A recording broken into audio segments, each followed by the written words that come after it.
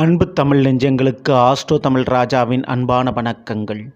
இன்றைய பதிவில் விருச்சக ராசி அனுச நட்சத்திரத்தில் பிறந்த நண்பர்களே, குருவும் வக்ரம் சனியும் வக்ரம், இரண்டு கிரகத்தினுடைய வக்ரத்தால் அந்தன கர்ம யோகத்தை பெறப்போகின்றீர்கள். 12 வருடங்களுக்கு பிறகு கிடைக்கப் போகும் இந்த யோகத்தை பற்றி இன்றைய பதிவில் பார்க்க போகிறோம். ஸோ பதிவை ஃபுல்லாக பாருங்கள். மேலும் நம்ம சேனலில் பிற நட்சத்திரத்திற்கெல்லாம் குருவானுடைய வக்ர பயிற்சி பலங்கள்லாம் பதிவிட்டாச்சு. பார்க்கலன்னா சேனலில் போய் பாருங்கள், கண்டிப்பாக யூஸ்ஃபுல்லாக இருக்கும். மறக்காமல் நம்ம சேனலை சப்ஸ்கிரைப் பண்ணிங்க, கூட தர பெல் ஐக்கானை ப்ரெஸ் பண்ணி வச்சுக்கோங்க. விருச்சிகத்தில் அனுச நட்சத்திரத்தில் பிறந்த நண்பர்களே, விருச்சிக ராசிக்கு அதிபதி செவ்வாய் பகவான், அனுச நட்சத்திரத்துக்கு அதிபதி சனி பகவான். விருச்சிக ராசியை பொறுத்தவரை இந்த வருடம் 7.5 சனி பிரச்சனை கிடையாது. அதே நேரத்தில் அனுச நட்சத்திரத்திற்கு அதிபதியாக இருக்கக்கூடியவரை சனி பகவான் தான். அந்த சனி பகவான் விருச்சிக ராசிக்கு 4ஆம் இடம் கும்பத்தில் வக்ரம் அடைந்துட்டார். நவம்பர் 15 இந்த வருடம் வரை அவர் வக்ரத்தில் தான் இருப்பார். அதே நேரத்தில் சனி பகவானுடைய பார்வை உங்கள் மீது விருச்சிக ராசியின் மீது விழுந்து கொண்டிருக்கிறது. அதேபோல் குருவான் உங்களுடைய விருச்சிகத்திற்கு நேரடி 7ஆம் வீடான ரிஷபத்தில் இருக்கக்கூடியவர். அந்த ரிஷபத்தில் இருக்கக்கூடிய குருவினுடைய 7ஆம் பார்வையும் உங்கள் மீது விழுந்து கொண்டிருக்கிறது. சனியும் பார்த்து குருவும் பார்த்து கொண்டிருந்தார்கள். இப்போது அந்த 2 கிரகமே வக்ரம் அடைய போகிறாங்க. ஆமாங்க, குருவான் அக்டோபர் 9 வக்ரம் அடைய போகிறாரு. ஸோ அக்டோபர் 9க்கு அப்புறம் சனியும் வக்ரம் குருவும் வக்ரம். ஸோ 2 கிரகத்தினுடைய வக்ர பார்வை விருச்சிக ராசியின் உங்கள் மீது விழுகிறது. பொதுவாக எப்போதுமே சனி பார்க்கும் இடம் பால் என்று சொல்வார்கள், குரு பார்க்க கோடி நன்மை என்று சொல்வார்கள். ஆனால் இந்த தடவை 2 கிரகமே வக்ரம். அப்போது குருவால் ஏற்பட்ட கெடுபலன் நன்மையாக மாறும், சனியால் ஏற்பட்ட கெடுபலன் நன்மையாக மாறும். ஸோ எதிர்பாராத திருப்பங்கள் உண்டு. அதுவும் குறிப்பாக அனுச நட்சத்திரத்தில் பிறந்த உங்கள் மீது இந்த 2 கிரகத்தினுடைய பார்வை உள்ளது. ஸோ குருவனுடைய வக்ரத்திற்கு பிறகு அனுச நட்சத்திரத்தில் பிறந்த உங்களுக்கு கண்டிப்பாக வீட்டில் மங்களகரமான காரியங்கள், அதாவது சுபகாரியம், திருமணம் போன்ற விஷயங்கள் நடைபெறும். திருமண தடை இருந்தால் அந்த தடை விலகி விரைவில் திருமணம் கைகூடி வருவதற்கு வாய்ப்புண்டு. இழந்த அல்லது பிரிந்த காதல் துணை மீண்டும் வந்து சேரும், காதல் வெற்றியடைய வாய்ப்புண்டு.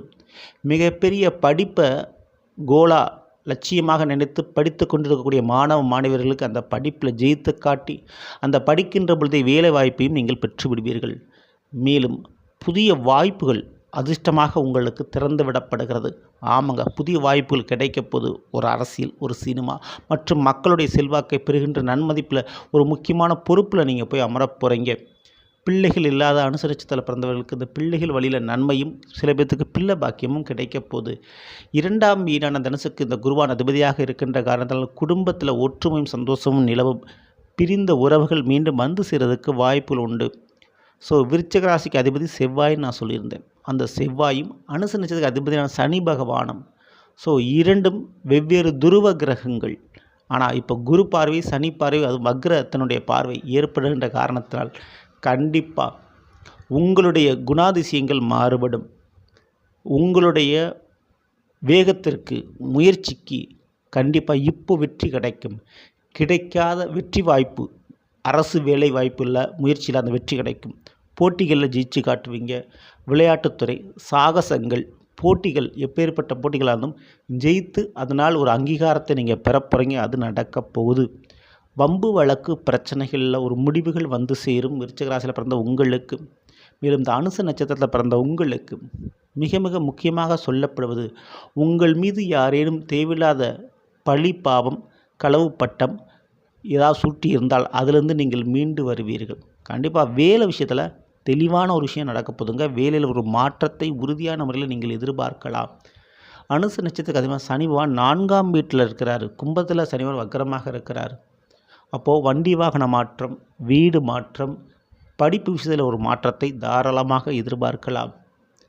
பெண்களுக்கு சுபகாரியம் நிச்சயமான முறையில் நடந்தே தீரும். முக்கியமாக கூட வேலை பார்க்குறவங்க மூலமாக, சில அதிகாரத்தின் மூலமாக ஒரு பதவி வாய்ப்புகளோ, அந்த வேலை பார்க்குறவங்க மூலமாக ஒரு உதவிகளோ உங்களுக்கு கிடைக்கலாம். ஸோ இப்படிப்பட்ட நல்ல யோகங்கள் இருக்குது. இந்த நேரத்தில் அந்தன கர்ம யோகத்தை நீங்கள் அனுபவிக்க போகிறீங்க. அப்படின்னா என்னங்க அப்படின்னா, குரு பகவான் அந்தனாக சொல்லப்படுகிறார். அந்த குருபகவான் வக்ரமாக இருக்கின்ற காலத்தில் அதுவும் 7ல் இருக்கிறார். அப்போது உங்கள் ஜாதக ரீதியாக திருமண தடைக்கு இருக்கக்கூடிய தோஷங்கள், செவ்வாய் தோஷம், சர்ப்பதோஷம், புத்திர தோஷம் போன்ற தோஷங்கள் இந்த ஒரு காலகட்டத்தில் நிவர்த்தி அடையும். இப்போது இந்த காலகட்டத்தில் நீங்கள் பண்ணக்கூடிய பரிகாரம் உடனே பலிக்கும். அதே போல் திருமண வாழ்க்கையில் திருப்தி இல்லை, சந்தோஷம் இல்லை, கணவனுடைய சண்டை சச்சரவுனா இந்த ஒரு காலகட்டத்தில் மீண்டும் ஒன்று சேர்ந்து கொள்ள முடியும். ஸோ அப்படிப்பட்ட அந்தணன் என்று சொல்லக்கூடிய குருவான் வக்ர காலகட்டத்தில், அதுவும் 7ல் வக்ரமடைந்த இந்த ஒரு காலகட்டத்தில் அது நடக்கும். நண்பர்கள், உறவுகள், அவர்களிடமிருந்து நீங்கள் பெற வேண்டிய விஷயத்தை, அவர்களிடம் நீங்கள் எதிர்பார்த்த விஷயத்தை இப்பொழுது கிடைக்கப் பெறச் செய்யும் சனியும் குருவும். ஸோ அப்படிப்பட்ட ஒரு பொன்னான காலகட்டம், வாய்ப்பு விட்டுறாதீங்க. மேலும் பெற்றோர்களுக்கும் உங்களுடைய பிள்ளைகளுக்கும் நீங்கள் செய்ய வேண்டிய ஒரு கடமை செய்து முடித்து குடும்ப பாரத்தை இறக்கி வைப்பீர்கள். இதனால் நிம்மதி நிச்சயம் நீங்கள் காண்பீர்கள். உடல் ரீதியான கூடுதல் கவனம், அக்கறை கொஞ்சம் தேவை. உணவு விஷயத்தில் கட்டுப்பாடு தேவை. இதை மட்டும் நீங்கள் ஃபாலோ பண்ணுவீங்க. இந்த ஒரு நேரத்தில் சனியும் குருவும் 2 கிரகம் வக்ரமடைகின்ற காலத்தால் குலதெய்வத்தினுடைய வழிபாடு செய்வது ரொம்ப ரொம்ப நல்லது. பௌர்ணமி மற்றும் அமாவாசை தினங்கள் உங்களுடைய குலதெய்வத்தை வணங்கிவிட்டு வர மேலும் சிறப்பான நன்மைகள் நடைபெறும். இதை மட்டும் நீங்கள் ஃபாலோ பண்ணுங்க. இந்த பதிவு பிடிச்சிருந்த லைக் பண்ணுங்கள் மற்றும் ஷேர் பண்ணுங்கள். மறக்காமல் நம்ம சேனலை சப்ஸ்கிரைப் பண்ணி வச்சுக்கோங்க. அடுத்த பதில் சந்திப்போம். நன்றி, வணக்கம். அன்பு தமிழ் நெஞ்சங்களுக்கு ஆஸ்ட்ரோ தமிழ் ராஜாவின் அன்பான வணக்கங்கள்.